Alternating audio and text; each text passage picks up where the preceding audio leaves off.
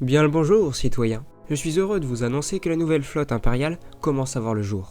3 Star Destroyers sont donc assignés au commandant du capitaine Pete pour l'assaut sur Mon Calamari. Voici donc le plan initial. D'après nos informations recueillies grâce à un droïde sonde, la flotte rebelle serait composée d'une importante quantité de chasseurs et d'un grand nombre de vaisseaux composant la flotte militaire de Mon Calamari. Pour l'occasion, les plus grands généraux impériaux sont mobilisés pour l'assaut. Le seigneur Vador et son escadron de chasseurs taille s'occuperont du centre tout comme le capitaine Pete, alors que les 2 autres Star Destroyers tâcheront de contourner les défenses calamariennes. Oh les lâches! Ces terroristes sont de retour sur Korriban, et cette fois-ci bien mieux préparés. Les soldats impériaux n'ont pas le choix. Ils ne peuvent pas fuir. Leur but sera donc de réduire au maximum la flotte rebelle, et ce quel qu'en soit le prix. Les différents navires impériaux tentent donc de concentrer leur feu sur les vaisseaux amiraux adverses, mais les chasseurs ennemis sont trop nombreux, et le prix est donc cher à payer. En effet, les impériaux, malgré qu'ils se soient vaillamment battus, se font totalement décimer par l'offensive rebelle. Mais l'empereur a d'ores et déjà promis que leur sacrifice serait vengé. Nous venons également d'apprendre qu'une nouvelle incursion a eu lieu dans l'espace impérial, cette fois-ci sur Corellia. Et d'après les dernières rumeurs, la flotte rebelle serait dirigée par le célèbre amiral Ackbar. Il va de soi de vous rappeler que Corellia est l'une des planètes les plus importantes pour l'Empire. Mais heureusement, cette dernière reste toujours sous notre contrôle, car à l'instant où je vous transmets ces informations, aucune invasion terrestre n'est à signaler. Après cette deuxième défaite, la crédibilité de l'Empire est clairement engagée, et il est donc désormais obligatoire pour l'Empire d'agir un grand coup pour montrer aux rebelles qui est réellement en commande. C'est donc dans une ambiance plus que tendue que l'assaut sur Mon Calamari est lancé. Mais qu'est-ce que...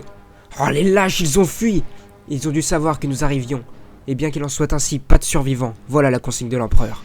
L'occasion est donc idéale pour mettre en valeur le tout nouveau croiseur impérial. Ce dernier permettra d'empêcher les unités adverses d'entrer en hyperespace. Cette victoire n'est que bénéfique pour l'Empire, il redore son blason, et cela lui permet d'espérer pouvoir prendre le contrôle d'une planète qui lui donnerait un avantage plus que considérable sur son adversaire. Sans surprise, le seigneur Vador est nommé pour mener l'assaut, mais vu le peu de résistance offert par la flotte rebelle, il serait étonnant que l'Empire rencontre quelconque difficulté à la surface. Dans le même temps, nous apprenons que l'invasion de Corellia est lancée.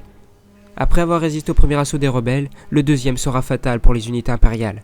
Bien qu'elle se soit vaillamment défendue, et après qu'elle se soit rendue compte que marcher sur ses adversaires avec des AT-ST plutôt que de leur tirer dessus était plus efficace, l'armée sectorielle tombera en laissant derrière elle Corellia. Ainsi les amis, voici comment se termine la première partie de ce LP narratif sur Empiratoire. La suite arrivera probablement dans 2 ou 3 semaines, mais sur ce je vous propose un léger résumé de ces 3 premiers épisodes d'un point de vue galactique.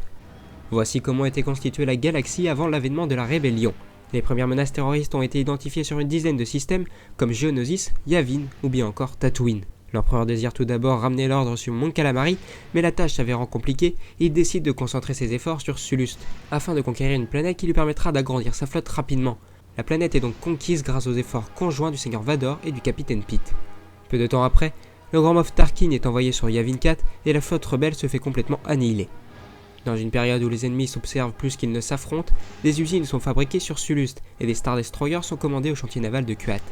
La guerre reprendra après l'offensive rebelle sur Korriban, ces derniers poursuivront leur croisade jusqu'à Corellia et après maintes tentatives infructueuses, la planète rejoindra leur rang.